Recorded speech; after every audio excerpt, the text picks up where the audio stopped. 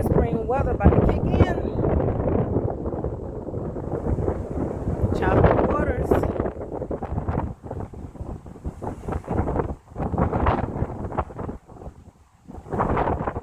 My goodness. Whew. Get myself prepared here. You always call my phone on Friday night. All right, y'all.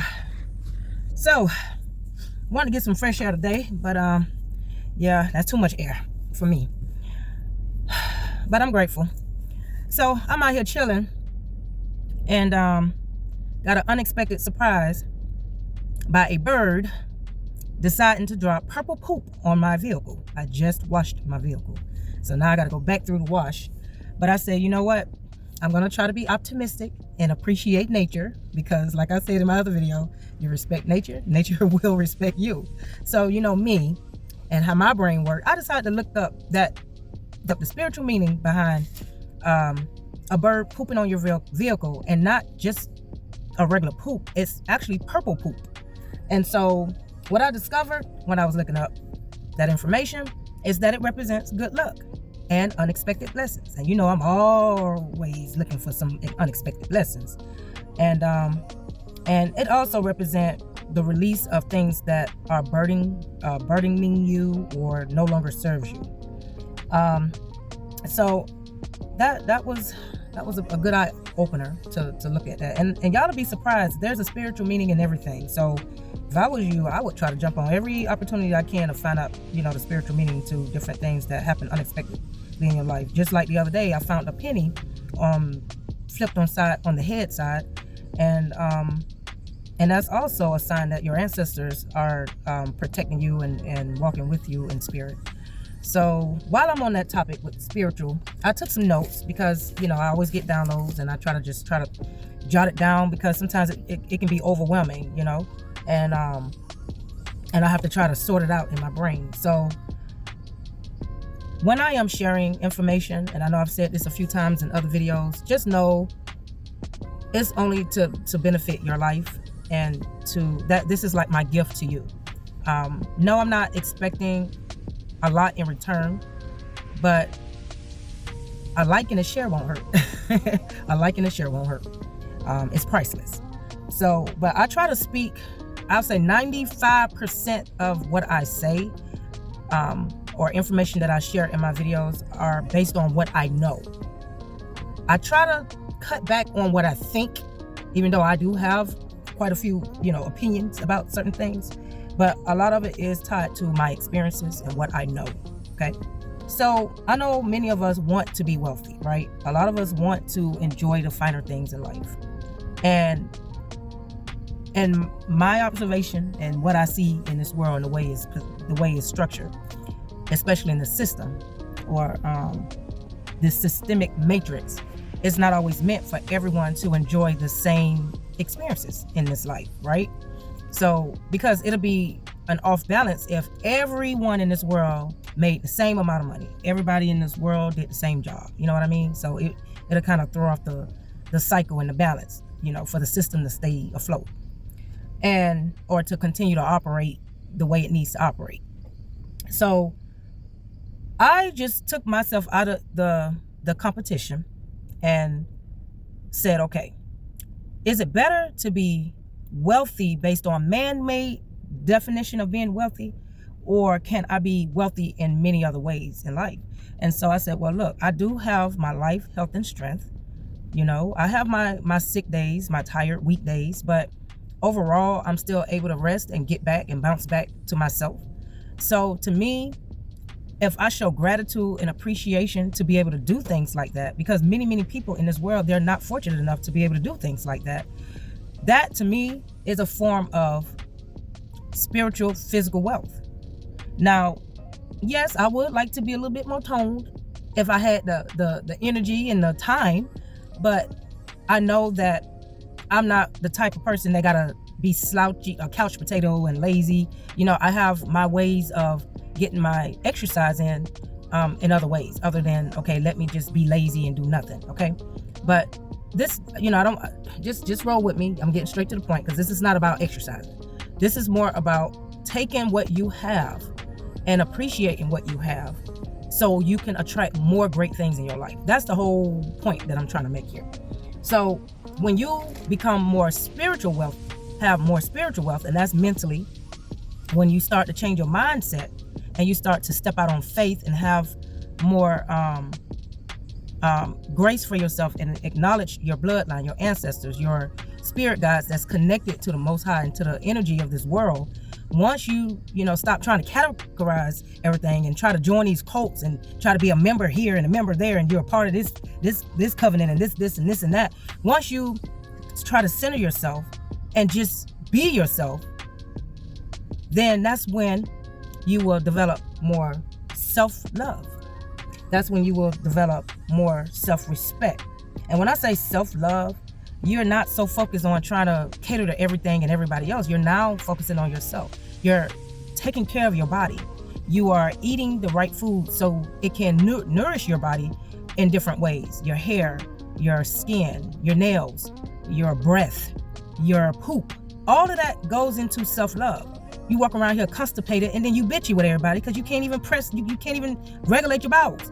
Or you're walking around knocking people out with bad breath and bad attitude. See, that is not self-love at all. There's many times where I go over and ask somebody in the morning. That's why I try to keep to myself. A lot of people like, oh, Miss B, why you always, they call me Miss B. Why you always, stay over, in your classroom, stay away from people. You don't really come out because for one, I don't like drama. One thing they can't say is Miss Brown was over here in this group and Miss Brown said this about this person. They can't never pull me in no drama because I know when somebody come at me sideways with some bullshit, then they looking for a great crash out of me and I'm not finna set myself up. Then on top of that, because I don't have the tolerance for that. It's like, don't come at me with some preschool, pre-K behavior, but then expecting me to respect you as an adult. Oh, fuck. No, don't do that. Don't do that to yourself. Don't do that to yourself. Secondly, but yeah, a lot of people have coffee, bad breath, and it just hurts my stomach. Like, okay, you finished talking? Okay, I gotta go. And I be trying to chew on some gum and I share it, but a lot of people are like, no, I'm good. I'm like, no, you're not. You're not good. Please take this piece of gum. But, hey, I know I have my days. I ain't saying my breath be good every day, but I just know if somebody was to help me recognize my breath, then I'm gonna do something about it. I'm not gonna just ignore it, right? But hygiene is a part of self-love.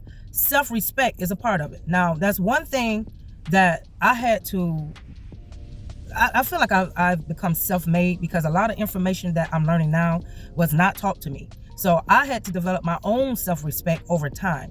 When you get spitted on, you get stepped on, you get talked about, you get mistreated, used, criticized, all types of stuff, bullied, you have to know how to take that energy and that negativity and turn it into your empowerment. And that's pretty much what I had to do. So no matter how many times people picked on me because I made mistakes. I mean, we all make mistakes. That's how we learn. When you end up thinking this guy is into you, I think a lot of my mistakes was more with me being very outspoken, especially about the truth, but it's just the way it was presented. A lot of people are like, well, you could have said it differently. Well, hey, God gave it to me this way, and I'm sorry. That's how he made me, vomit out that information. And it may not be the best feeling when you get it. A lot of times I will also go through a lot of challenges with relationships because I attract guys, but then they assume that, oh, well, I'm just another pretty cute face, so I can go ahead and dog her out because she gonna probably, use me or cheat on me or act like she better than me like all the other pretty faces. But that's not what level I'm on. And so I go through, okay, I'm looking for commitment, but they looking for a good time. So those are a lot of the challenges I had to deal with, and it caused me to almost lose myself in it because I'm constantly catering to all of these crazy thoughts and ideas that people just make up in their head and put everybody in the same category. See, my cute face might come with a different brain set than another cute face that have a different brain set. See, another cute face might say, well, I've been spoiled all my life and I can't deal with no nigga without a big bag, and if you ain't gonna put me on a flight or if you ain't finna spoil me, then I'll just replace you in a heartbeat. So that's the difference between cute faces and the brain set and the mindset that they have. When you develop self-respect, you're also very careful about who's in your circle. You're big on self-protect.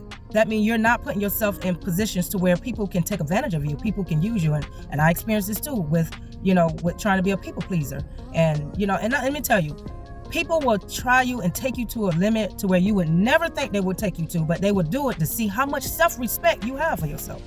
I mean, like, there are people that I know of, very dear, very close, that decided to lose their virginity in an alleyway outside in the back corner by a trash can.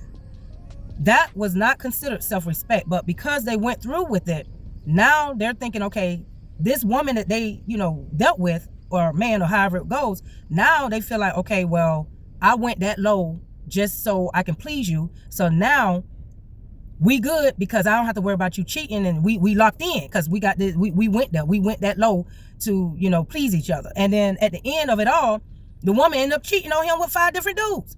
So I'm just saying, self-respect is the key. You won't be so quick to put your dick in anything. You won't be so quick to open up your portal and your vajayjay to anything and anybody when you have self-respect. And I'm gonna tell you, a lot of these guys, they be bragging about, oh, I can eat you out. I mean, I had one older guy, he was like, hey, how you doing? You so sexy to me. I eat pussy real good. And I'm like, okay, well, I'm not saying my pussy ain't in the mood to be feeding nobody right now. That's pretty much how I was responding. And it's like, just because somebody is offering that to you, that is not a form of respect. Because if they'll do that to me or offer that to me, how many other girls that he done went around and shared that information with? I'm not the only cutest face on the block. So to me, I feel like if you're easily attractive to the point where you lose yourself and your self-respect, that is not cool. That is not cool. And I'm telling you, all pussies are not created equally. Every woman do not take care of themselves the same way. So that's the example of why we got a lot of STDs going around. But then if you volunteering to do some freaky stuff because you don't know how to have self-control, then now you setting yourself up for some fucked up situations. Okay? And like I said, this is not a non-judgmental zone, but it's just to bring awareness, because see, I done seen millions of videos about people talking about being aware with AIDS, being aware with condoms, using birth control. But it's like people don't really connect the information on a spiritual level, because if you are spiritually damaging yourself, then most likely physically you're damaging yourself. If you are collecting a whole lot of demonic behaviors and Jezebel type behaviors and no self-control type behaviors, then you're not setting yourself up for success. And I don't hear a lot of people talk about this and be raw and straight to the truth about what's really going on out there in the world, because they're afraid that, oh, he must have went through that. Oh, somebody gonna label him. Fuck what people assume and what people think. At the end of the day, you got to live your life. And if you ain't getting the right information, or you ducking and diving and hiding because, oh God, they're going to come at me, they're going to judge me, they're going to label me, then you're going to live your life for everybody else. And let me tell you, you live your life for everybody else. You see what they did to Jesus. Jesus was out here helping people, feeding people, healing people. And they took him down without a second thought.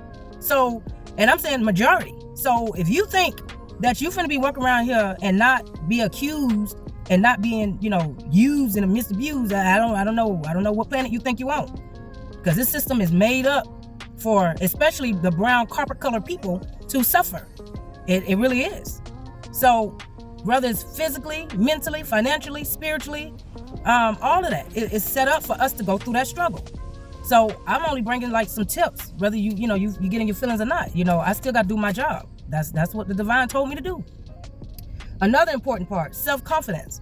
That I struggle with a lot in my life. I was always timid and shy because I was thinking that people wasn't going to listen to me. People wasn't going to take out the time to treat me with respect, because I may say something they don't like, or I might hurt their feelings, or I might stumble over my words. And I already told you about words. Words are spells, and this English language is not our original language. So when you hear your great grandmother using Ebonics, or using Gullah language, or using another type of unique language mixed in with the English language, just because the English European system, Westerners saying, oh, that's improper grammar, it probably is for their system, but your grandma's still getting that point across. If she's saying something crazy like, if you don't sit your ass down, you get that point. You know what she's talking about, because if you don't sit down, you don't get a backhand. But that's the thing. I used to be afraid about, things like that, because, I did grow up around my grandparents, and they were not highly intellectual, or they didn't use proper grammar. So a lot of my language came from them. So I felt like when I became an English teacher, I was like, oh shit, this finna be something else, because I gotta try to make sure I teach the proper way to speak, and try to hold back some of my backwards Ebonic slang type language from my family that I've learned. And a lot of times I have to catch myself, because when they're speaking, I find myself trying to correct them, but I'm like, that's not fair, because it's not fair to judge them or try to make them feel some type of way because they have a different education level from me. But that's because we were forced to have to be in school. If we did not go to school, then your mama and daddy would be locked up, because that was a law that was put in place. So we had no choice but to have to learn the Western way of doing things, versus what your great grandmother had to do, where she probably didn't have to go, or back then it wasn't really required. They didn't have a law in place where you had to go to school and learn the proper way to speak. But with that being said, that was one of my struggles, having self-confidence and knowing how to be assertive instead of passive when I am trying to express myself. And I went through many years of being ridiculed because of the way I express myself. So a lot of times I did not say much. I was very quiet, but a lot of comments would be going on in my brain. But a lot of people like, do you think you bougie? What's wrong with you? Or they might say, oh, you're boring, because I don't speak as much or gossip as much or have to hang with a clique and try to fit in or try to kiss up to the leader of the clique. See, I don't have time for that. And when people like, do you hang with this? Yeah, we cool. We're associates. I don't put myself in no type of box to where now I got this group of girls mad at me because I'm hanging with this group of girls. That's what my daughter went through, where she was trying to be neutral with everybody and cool with everybody. But then they pulled her in some mess where one team was like, well, you speak to that other person more than you speak to us, so you must like her and you must hang together. So since we hate her, we gonna hate you too. So now we got 9 girls chasing the girl trying to jump my daughter's friend, well, associate. But then they said, well, since she hang with her, then we're gonna go ahead and pull you on in it and jump you too. So it's like that kind of mess. That's low vibrational. That's where you block your blessings. That's where you always have issues and you curse your generation, but based on trying to fit in with these negativities and these negative thought processes. So this message is for everyone across the board, not just for women.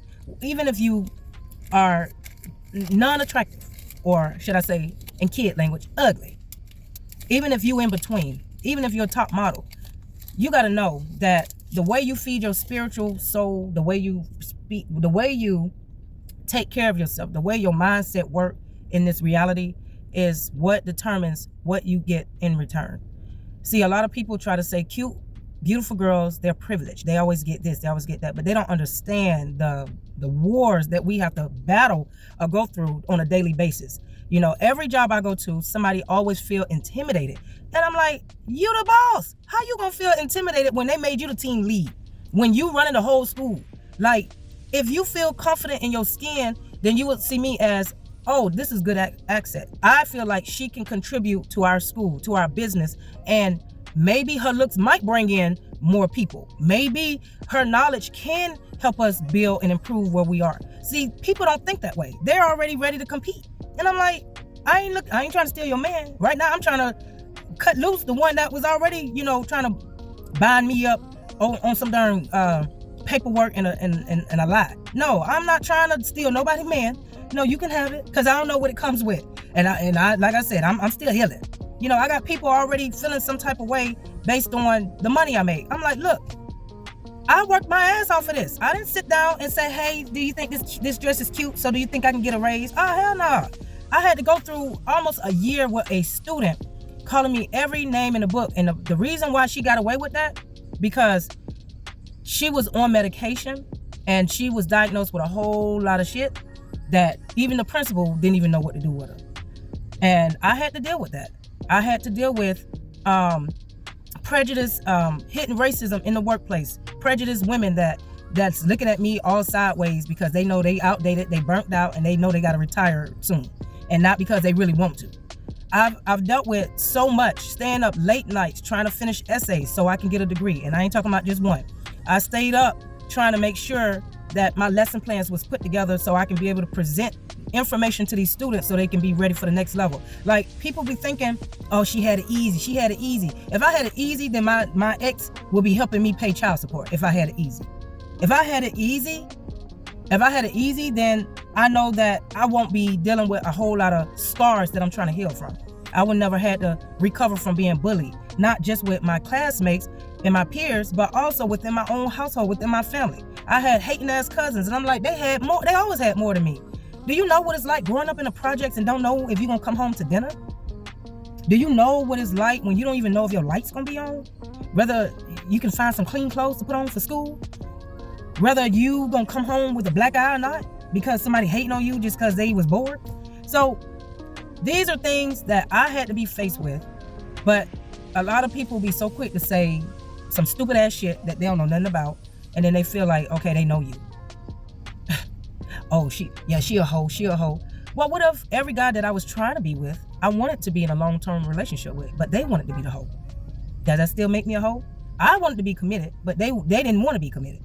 So because they keep leaving, because they want to join in with the homeboys and collect all the women, does that still cause me to be a hoe when I really don't want to have to switch up on guys, when I really want to stay, in a committed relationship? So that's what I'm saying. People be so quick to put together their own thoughts or things that they're projecting in how they're feeling on the inside. They're trying to put it on to someone else, but then they feel like, oh, they got all the answers, or they perfect, they know what they're talking about.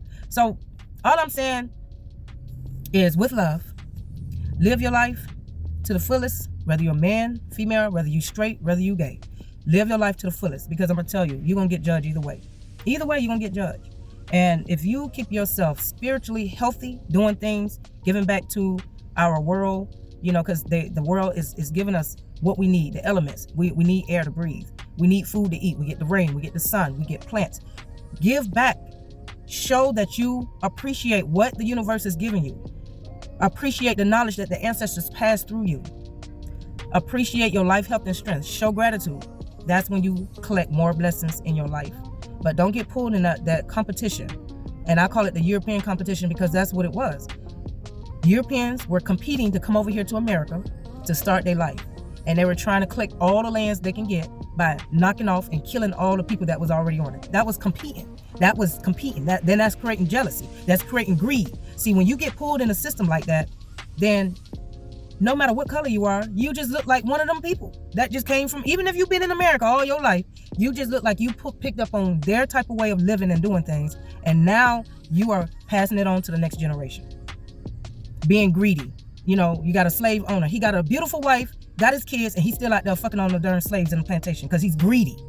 That's what I'm talking about. Shit like that. Found in a lot of black men today. Doesn't it sound familiar?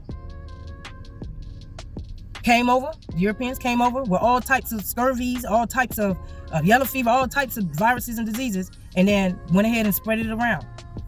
A lot of people in our black communities, they know they sick with stuff and they spreading it around. I know somebody very dear and close that's on that same level. So I'm gonna end it here. This was my sermon, my Sunday sermon for the day, and I send nothing but love and peace your way. I'm out.